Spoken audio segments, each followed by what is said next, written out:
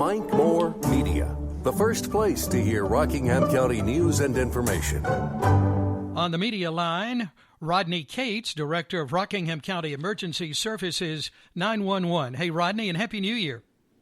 Happy New Year to you. Good morning. Always good to have you on our program. Well, first off, you wanted to give us kind of a look ahead at the winter weather that's in the forecast for the end of the week. How's that looking? Yeah, it looks like Mother Nature wants to throw us a little winter weather, perhaps late Thursday night into Friday. The forecast models are still kind of bouncing around different areas, but right now they're showing around an inch of snow perhaps. They're showing most likely it's going to mix with some rain.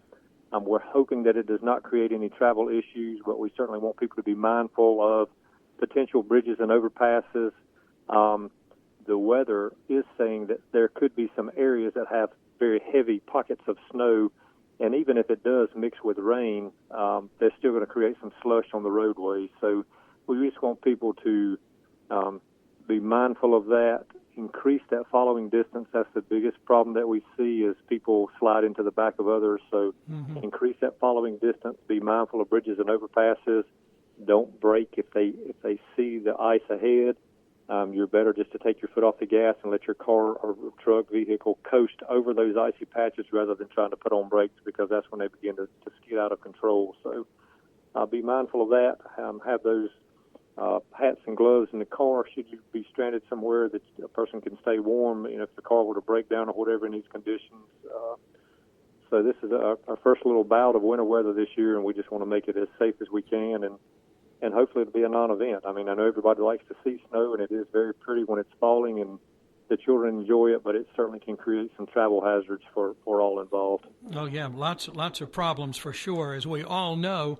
And always that first one of the year seems to people kind of go crazy out there. They're not really cautious like they should be. Well, we just want them to watch those forecasts, and again, it's changing, and that's what the forecasters are telling everybody, that it's changing right now, and they're still trying to get a handle on when the moisture comes in conjunction with the cold air and exactly what we're going to get. But just having that mindset of we could have some travel issues and increase that travel time and following distance and decrease that speed and certainly ensure the safety of everybody. Yeah. Looking back in my little record book here, we had 7 inches of snow on this day 4 years ago. Oh, wow. Yeah. So, that was a pretty good one, I remember.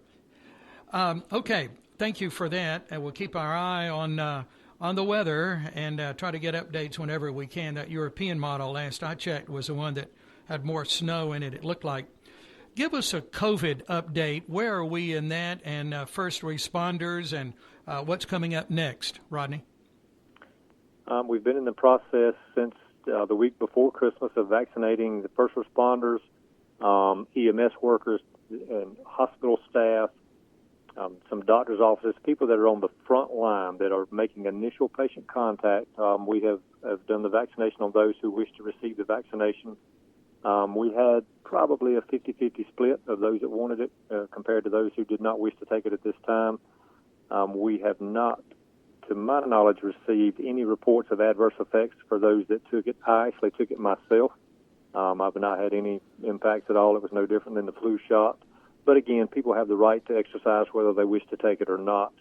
Our Health and Human Services Department is beginning to migrate into the 1B population. The 1B population are still some frontline workers, but those that don't make the initial patient contact, and the population of 75 and older. And Health and Human Services, through the media outlets, and when this comes out, Mike, you and I can get back together and we'll push something out as to how the registration is going to go and where those vaccination sites will be, and how that's all going to be set up. They're still in the planning stages of that, but within the next week or so, all of that's going to roll out, and certainly we can get that population, those that wish to be vaccinated, the 1Bs who are 75 and older, and still some critical infrastructure people will get those vaccinated as well. Okay. So the next week or two, that'll all come together.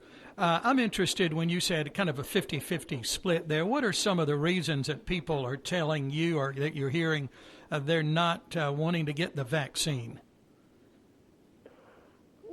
People, Some people take even the flu shot. Some people want to take it and some don't. So people are just, there's various reasons, and people they just want to exercise their rights. Some would like to see a little more research on the vaccinations, and and they've heard horror stories, just like we do with the flu shots, of some adverse side effects. Yeah.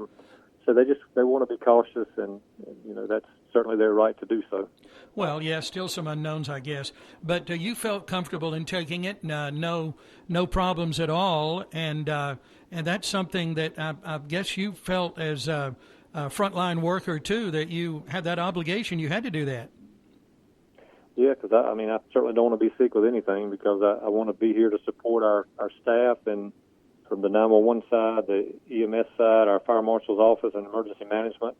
I certainly need to be well to be here to support those organizations and to guide and lead those groups. So I certainly want to do everything I can to be safe, and for my family as well. So Sure. I felt it was necessary to take it. So I took it, and I had no reservations about taking it, and again had no adverse effects whatsoever from taking it. And my second, it's a 2-shot series, and the second shot's already scheduled for the 1st of February. So I'll take that one, and hopefully I'll have the same result.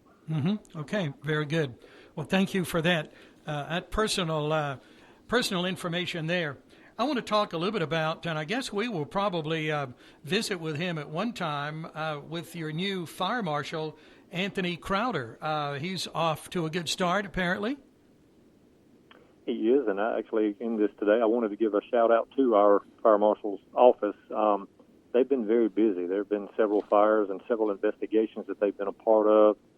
There have been some charges, and actually through their interrogation and their coordination with the Sheriff's Department, the SBI, Alcohol, Tobacco, and Firearms section, we have interrogated some suspects and actually had some confessions of some set fires. So they were able to charge some people for those crimes.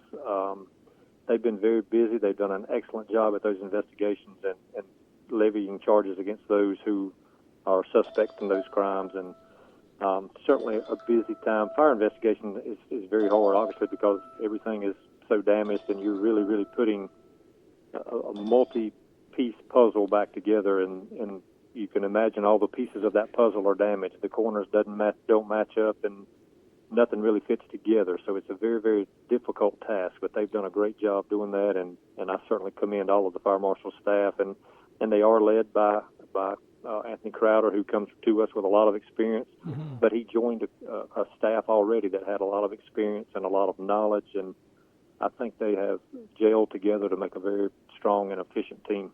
Good. Just a winning team, it sounds like, for sure. Yeah, he kind of has that in his blood from what I've read about him, and something that just been doing for a while, and family connections and all of that, too. People don't have a clue, do they, unless they're close to it and in the investigation process. I don't have a clue, really, about what's involved in an arson investigation, and I don't know how you put it all together. Well, it's certainly a difficult task, and they look for patterns, and are those patterns? Is the fire damage the structure enough that those patterns don't even exist anymore? So it's certainly putting the big puzzle together, and again, those, we look at the puzzle, and you find the little pieces that match, and then they fit right together. But arson investigation doesn't work like that. Every piece of that puzzle is damaged in some form or fashion, so it's very hard to get them to fit together to put the whole picture back together. Mm-hmm. Yeah.